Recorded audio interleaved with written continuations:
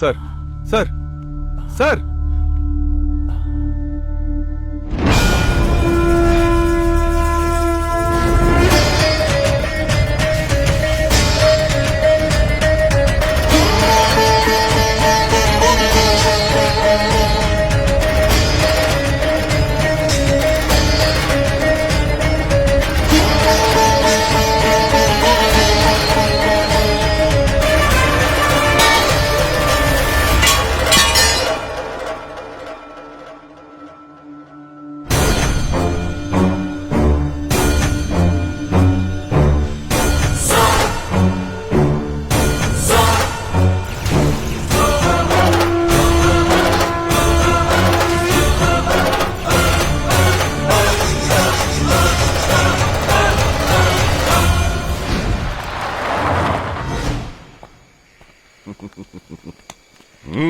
ಬಾಮ್ಮ.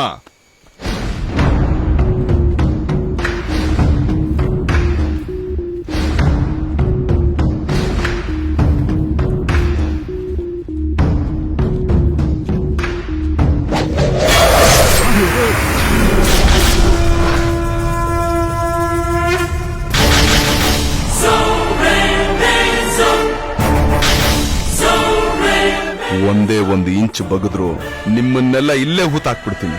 ಏಯ್, ಯಾರೋ ನೀನು?